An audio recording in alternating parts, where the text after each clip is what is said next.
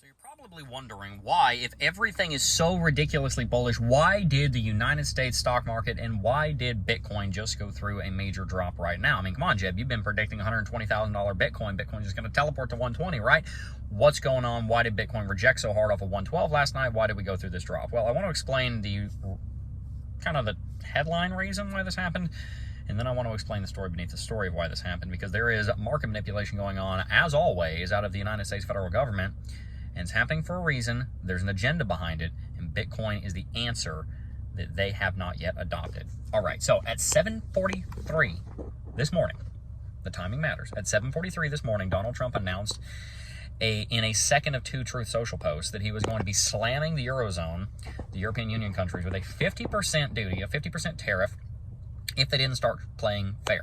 Basically, he was saying that the Eurozone was created to screw over America and that they are not playing fair. We had an understanding that they were going to come to the table with fair trade deals. They did not do that. And so now Trump is threatening them with a 50% tariff starting on June 1, which is 8 days from now, if they don't start playing nice. The very same minute, so this is how we know that this is what caused the drop on Bitcoin. The very same minute, within seconds of that post going out, Bitcoin dropped over 1%. We dropped below an uptrending level of support that Bitcoin has been respecting for the last 3 days or so. It was basically the bottom of an ascending triangle pattern that was probably going to break us above 112 and hit us up to 120,000. We broke beneath that, and any seasoned trader saw that trend line and put their liquidation price right below it. Any seasoned trader that's using leverage put their liquidation price right beneath that. So as soon as we drop below that level that we otherwise would not have broken beneath, most likely, we saw a $20 million liquidation on Bitcoin. Within the next hour, we saw $80 million worth of Bitcoin liquidations. Across the board, $300 million of liquidations, long liquidations, across the board in cryptocurrencies. Bitcoin dropped down to $107,000. It has since rallied back up to about 110. It's more or less eaten up the entire drop. Buyers have pretty much gobbled up all of the correction. But why did this happen? Why did Trump do this? Because he just announced like 2 days ago, congratulations, Bitcoin, congratulations on the new all-time high. Why would he do this? Scott Bessent, head of the Treasury, is probably informing Trump that the bond market is cooked. The Japanese bond market is cooked. The oven is preheating in the United States of America. 40-year bonds in Japan have skyrocketed from near zero to like 3.5% over just the last 2 years. They're up almost 50 basis points in just the last month or two. And we've also seen the U.S. 20-year and 30-year Treasury bond shoot straight up. These are the highest levels that we've seen since 2008. Now, here's something you need to understand about the bond market. Ever since 1981, people had been getting more confident in the U.S. dollars. The United States dollar, as it became obvious that we were winning the Cold War, became the safe place to park cash. And so the interest rate on the 20-year and 30-year bond nosedived straight towards zero for 40 straight years, exactly 40 years, from 1981 to 2021. Bond rates crashed from 15% straight to zero. That was because between the years of 1981 and 2021, the Soviet Union was either falling, or we had seen the post-fall of the USSR globalization take place from 1991, when the Berlin Wall came down, to 2021, when COVID happened. Those 30 years of globalization and the last 10 years of the USSR, the world believed that the United States dollar was the safest place to park capital. So if anything happened, we bought Treasury bonds, because we can expect that inflation will be lower than what the bond pays, so we're going to end up making money in the long run, and more importantly, we're going to tread water, and we're going to preserve our capital against inflation. The issue is, when you had $5 trillion of quantitative easing during the COVID-19 pandemic, and you had stimmy checks going out, right? You had the PPP, Paycheck Protection Program, going out. You had all this money spent. You saw that the United States and the world could basically shut down the entire global economy anytime they wanted. This shattered trust in the United States dollar for good reason. We saw 40-something% inflation over the last 5 years. Somewhere around 6 to 10% annualized inflation so far this decade. Shattered faith in the dollar. Shattered confidence that inflation would stay near target 2%. And so the bond rate in 2019 was at 1%. Remember how it went down for 40 years? Boom. Now it's at 5%. The last time we were at 5% was in 2008. It took 13 years for the bond rate to go from 5% to 0%. In 5 years, 2.5 times faster, we've bounced off and we're now at 5%. Bond rates are going up. Why does this matter? This matters because the United States runs a nearly $2 trillion a year deficit, which means they have to borrow $2 trillion a year to keep the United States federal government running. If they do not borrow $2 trillion a year, the only other way to finance the deficit is by the Federal Reserve enacting quantitative easing. The Fed tries to avoid this because it's hyperinflationary, and so they try to only do it in times of serious economic concern where providing liquidity to prop the market up is more important than long-term inflation. At least that's the way they see it, right? The other alternative is cutting expenses, cutting fraud, cutting waste, cutting entitlements, but nobody gets elected on saying we're going to spend less, right? Because we only elect fools to Congress in the United States of America who are going to give us everything we want in the next 12 months at the expense of our kids and our grandchildren. That's how we got here. That's why people keep saying thanks, boomers, right? So here's the concern. Bond market going up. Now the United States government has to pay 5% interest. Credit card companies, otherwise known as the American people in foreign countries, are no longer willing to finance debt at 0 to 1%, which is basically free debt. No longer is the United States government getting away with $2 trillion a year deficit increase and that not screwing over the budget. Now we're spending $1.25 billion a year on interest to finance the debt. That is growing every year.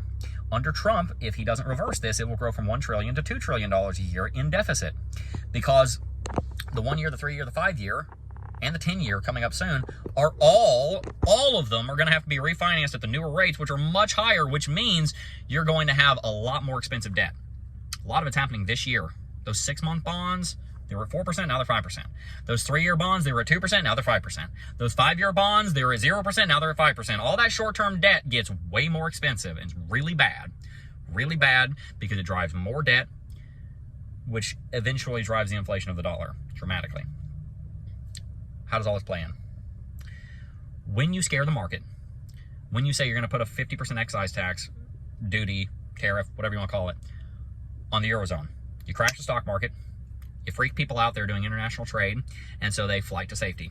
When they flight to safety, you increase the demand of bonds. When you increase the demand of bonds, the yield goes down, which allows the United States federal government to finance the debt cheaper. You crash the stock market to save the bond market. You've been hearing that a lot lately. You sacrifice the stock market for the sake of the bond market so that the country doesn't go bankrupt. It's the right call. It is. It sucks for us, the investor, but it's the right call. If you're not going to fix the debt, then the least you can do is make sure the debt is as cheap as possible, even if it comes at the expense of your own economy, because it's that existential of a threat for the bond rate to be going up like that. Here's the real issue. Here's why this is important. Trump did this probably at the direction of Scott Bessent to try and drop the bond rate, freak people out, throw another rock in the pond after things seemingly calmed down on the tariffs, to drop the bonds. Bonds did drop after he made this announcement by about 15 basis points for an hour. 2 hours later, they were higher than when the announcement happened. It backfired. Bad. And this shows us something that we're going to see happen a lot in the next 5 to 10 years.